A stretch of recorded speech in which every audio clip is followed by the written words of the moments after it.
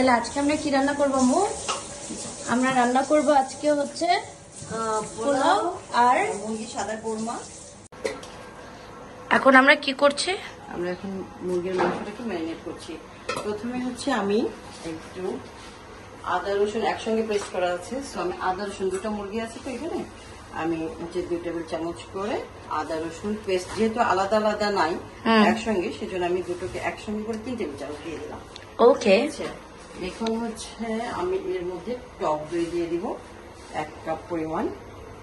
1 cup না, একটু কম, কারণ হচ্ছে একটু কোরমা তো, কোরমাতে হচ্ছে একটু কম দিলেই ভালো হয়। হ্যাঁ, আর দিব হচ্ছে লবণ, পরিমাণ মতো লবণ দিব। এটাতে কি আমরা কোনো হলুদ মরিচ দিব না? এটাতে কোনো হলুদ মরিচ দিবে না, বরং এটাতে হচ্ছে একটু সামান্য একটু মরিচের গুঁড়া দেওয়া যেতে পারে, বাট আমি দিই না। কেন দিই না, মানে সাদা কোরমা তো, সাদা কোরমাটা তো হচ্ছে একদম সাদা থাকবে। লাস্টে নামানোর 15 মিনিট আগে আস্তে আস্তে শুকনো মরিচ দিয়ে দিব, তাহলে হবে কি একটু ঝাল ঝালও আসবে, আর হচ্ছে একটা মরিচও দেওয়া হলো। তো আমরা এখন তোমাকে ম্যারিনেট করতে পারি। ঠিক আছে। ওকে, তো তুমি কি এটা হাত দিয়ে মাখাবে তো না? হ্যাঁ, ঠিক আছে। এখানে একটু জিরা দেওয়া হয়, জিরার গুঁড়া দিতে হবে। একটু জিরার গুঁড়া না? ধনে গুঁড়া আছে তোমার এখানে? ধনে গুঁড়াটা আম্মু, ধনিয়াটা আমরা ইউজ করি না। হ্যাঁ, যাই হোক সমস্যা নেই, তাহলে আমি শুধু জিরাই দিয়ে দিলাম। নরমালি ধনিয়া গুঁড়াও দিতে হয় আইডিয়ালি না? আমরা নরমালি মাংসতেও ধনিয়া গুঁড়াটা খাই না, তো এর জন্য ধনিয়া। অসুবিধা নাই, যেহেতু আমরা এখন নিজেরা একটা হয়ে গেল হঠাৎ করে, তো অসুবিধা নাই। যখন মেহমান টেহমান আসবে, আবার বিয়ে বাড়ি হলে তখনকার কথা আলাদা।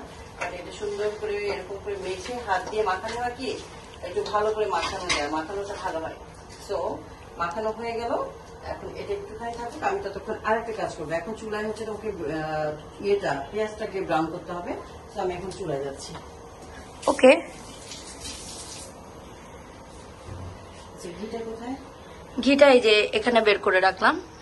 আচ্ছা, এটা হচ্ছে কেউ চাইলে হচ্ছে শুধু ঘি দিয়েও করতে পারে, কেউ আবার হচ্ছে তোমার তেল আর কি মিক্স করতে পারে একটু। হ্যাঁ, তেলও সবাই যদি অতটা রিচ খেতে না চায়, তাহলে সেই ক্ষেত্রে হচ্ছে সয়াবিন তেল ইউজ করতে পারে। বাট আমি চাই যে কোরমাটাতে সম্পূর্ণ একদম ঘিয়ের টেস্টটা থাকুক, সেই জন্য আমি এটাতে শুধু ঘি দিয়ে দিচ্ছি, আমি আর তেল মিক্স করছি।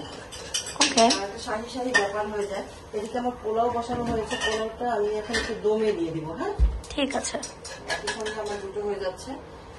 তো এখানে দমে দেওয়ার জন্য কি আছে বল? নিচে তো দেওয়ার কিছু নেই, এটা ডিম করে রাখলেই হয়ে যাবে মা। ওকে, তাহলে আমি এটা ডিম করে দিলাম। হ্যাঁ,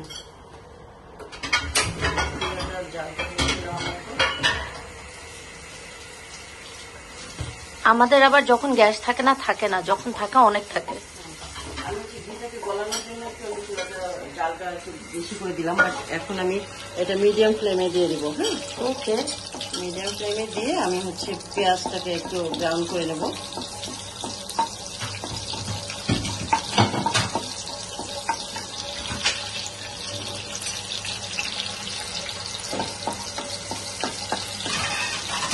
হ্যাঁ, আমার একদম পুরোপুরি ঘিটা গলে গেছে। এখন আমি পেঁয়াজটা দিচ্ছি। আমি এখানে আধা কাপ পরিমাণ পেঁয়াজ দিয়ে দিলাম। পেঁয়াজটা হচ্ছে একটু নেড়ে ব্রাউন কালার করা পর্যন্ত, মানে ঠিক বেরেস্তা হবে, জাস্ট বেরেস্তার মতো হবে। তারপরে আমি হচ্ছে মাংসটার মধ্যে দিয়ে দেবো। এটা আসলে হচ্ছে কি সম্পূর্ণ নিজের উপরে টেস্ট আনার বিষয়টা একদম নিজের উপরে। হ্যাঁ, এটা আসলে হচ্ছে রান্না করতে করতে আইডিয়া হয়ে যায়, আস্তে আস্তে অভিজ্ঞতা হয়ে যায়। যেমন আমি অনেক সময় করি কি, এভাবে করে এর মধ্যেই মশলা টসলা দই টই দিয়ে সুন্দর করে কষিয়েও কিন্তু আমি সরাসরি এর মধ্যে মাংসটা দিয়ে দিই, তাতেও কিন্তু টেস্টের কোনো হেরফের হয় না। তবে যারা নতুন রাঁধুনি তাদের জন্য তো একটু সমস্যা হবেই, বুঝবে না। আমরা যেমন অনেক বছর রান্না করতে করতে একটা অভিজ্ঞতা চলে আসছে। ফ্লেমটা কি একটু কমিয়ে নিবা? আমি ফ্লেমটাকে একটু কমিয়ে নেব, একটা মিডিয়াম ফ্লেমে চলবে। আমাদের এই পাশে বোধহয় এটা পোলাওটা বেশ হয়ে গেছে, এখন আমরা চুলাটা নিভিয়ে দিতে পারি। হ্যাঁ, আমরা চুলাটা একটু অফ করে দিলাম। আচ্ছা,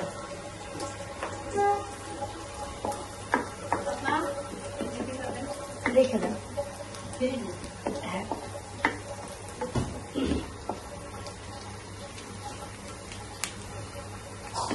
আচ্ছা আমাকে হচ্ছে তেজপাতা গরম মশলা এগুলো একটু দিতে হবে বুয়া। আমি জানি কোথায় আছে এটা। এখন কি করছো? এখন আমি হচ্ছে গরম মশলাগুলো দিয়ে দিলাম, হ্যাঁ, দারচিনি এলাচ দিয়ে দিলাম। এখন ওটা সহ আমি একবারে হচ্ছে পেঁয়াজটাকে ব্রাউন করছি। ব্রাউন হলে আমি মাংসটা দিয়ে দিব।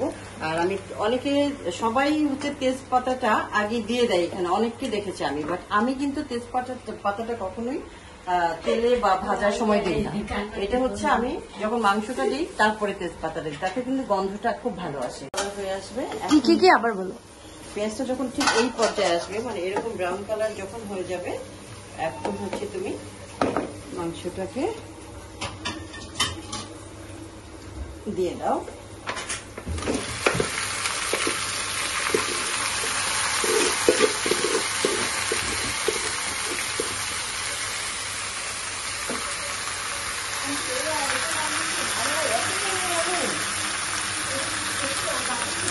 আচ্ছা এই ইয়েটাতে যেটাতে আমি মেখে রেখেছিলাম, যে ইয়েটাতে পাত্রটাতে, ওটা দিয়ে আমি একটু পানি দিয়ে দেবো। এখন ওই পানিটা দিয়ে কিন্তু আমি কষিয়ে নেবো। হ্যাঁ,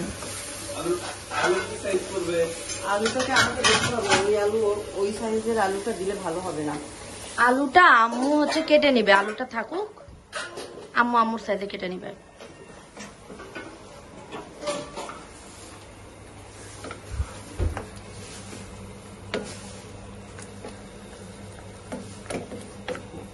ঢেকে দেবো আস্তে আস্তে কিছুক্ষণ। বৃষ্টি, এটা ঢাকনাটা কই? মাংস ঢাকার পর সেটা কই রেখেছো?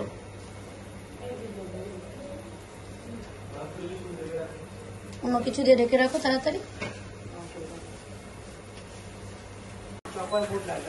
মা তাহলে এটা ঢেকে দিচ্ছি। আর তুমি আলু কেটে নিচ্ছ না? আমি এখন আলু কেটে নিচ্ছি। আলুগুলো হচ্ছে আমি যেহেতু একটু বড়, হ্যাঁ, আর তাড়াতাড়ি সিদ্ধ হয়ে যায়, সেই কারণে হচ্ছে আমি এইভাবে কেটে নিলাম। ঠিক আছে, ছোট আলু হলে ভালো হয়, যেহেতু বড় আলু সেই জন্য আমি 4 টুকরা করে নিলাম। এখন আলুগুলা কি একটু ভেজে নিবা? আলুগুলোকে একটু ভেজে নেবো। যদি কারো ওই যে জাফরান রং থাকে, সেটা দিয়ে একটু লবণ দিয়ে ওটা মেখে সুন্দর করে ভাজলে কালারটা সুন্দর হয়, বাট আমি এটা দিচ্ছি না, যেটা আমি সাদা করবো, একদম সবকিছু সাদা থাকবে। ওকে।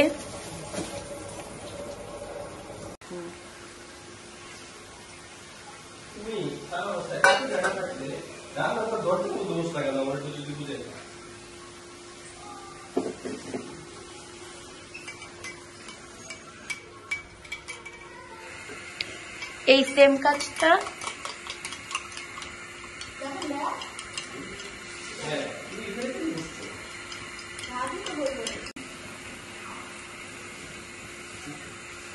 হচ্ছে এটাকে আমি কিছুক্ষণের জন্য ঢেকে দিব। হ্যাঁ 5 মিনিটের মতো হোক, তারপরে এটাকে আর একটু দুধ দিতে হবে, আর একটু পানি দিতে হবে। হচ্ছে এই পর্যায়ে কি করবো আমরা? কি করব বলো? এই পর্যায়ে আমরা একটু দুধ এমনিতে গুঁড়ো করে কিছু দুধ দিয়ে দেবো। হ্যাঁ, গুঁড়া দুধ থাকে। তোমার যদি লিকুইড দুধ থাকে তাহলে তুমি লিকুইড দুধ দিলা, আর যদি তোমার লিকুইড না থাকে তাহলে সেক্ষেত্রে তুমি গুঁড়া দুধকে বানিয়ে ঘন করে একটুখানি দিয়ে দিলা। ওকে ঠিক আছে। এরপর একটু চিনি দিতে হবে, যেহেতু একটু কোরমাটা একটু মিষ্টি মিষ্টি হলে ভালো হয়। সবাই দেয় কিনা জানি না, বাট আমি হচ্ছে দিই, কারণ আমার হাজব্যান্ড পছন্দ করে চিনি দিয়ে, মানে একটু মিষ্টি মিষ্টি হবে কোরমাটা। তো আমি সেই কারণেই আমি সবসময় কোরমাটা একটু মিষ্টি দিই, চিনি হলে তার হচ্ছে টেস্টটা ঠিকঠাক মতো আসে। আমি এবার দেবো হচ্ছে শুকনো মরিচ। জাস্ট এভাবে দেখতেও সাধারণ মধ্যে শুকনো মরিচের ইয়েটাও দেখতেও ভালো লাগবে, আর হচ্ছে একটু ঝাল ঝাল একটা ভাব আসবে মিষ্টির মধ্যে। এই হচ্ছে আচ্ছা না, ঠিক পাঠাতে যাও।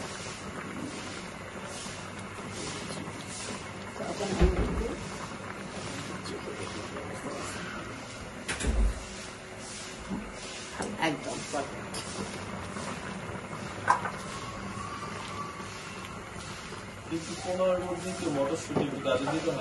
পোলাওয়ে হ্যাঁ তা দিতে হয়, বাট নর্মাল যে সাদা পোলাও খাওয়া যায়। আমাকে এখন এটা নিয়ে কিছু ইয়ে করবো। এখন হচ্ছে চুলাটা কিছুক্ষণের জন্য জালটা কমিয়ে 5 মিনিট রাখতে হবে, যেন এটা একটু তেলের উপরে উঠে তেলটা একটু ভেসে ওঠে, তাই তো? তারপরে এটা তেল ভেসে ওঠা মানে কিন্তু তরকারিতে অনেক তেল সেটা না, তেল ভেসে ওঠা মানে রান্নাটা হয়ে গেছে। এটা হচ্ছে দমে রাখলে কিছুক্ষণ পরে তেলটা উপরে উঠে আসবে। ঠিক আছে, আমাদের শেষ। কোরমা রান্না করা শেষ। ওকে, থ্যাংক ইউ। গেল কোরমা, এবার সার্ভ করার পালা। খুব সুন্দর একটা অ্যারোমা আসছে। এই পর্যায়ে আমি কি করবো, এই তেজপাতাগুলো দিয়ে দেবো।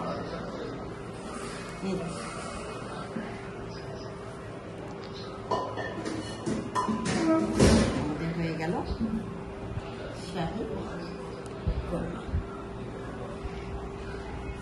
তাহলে এবার আমাদের হয়ে গেল কোরমা রান্না করা শেষ। আর এই পাশে করলাম সাদা কোরমা, সাদা পোলাও, জাস্ট সিম্পলি।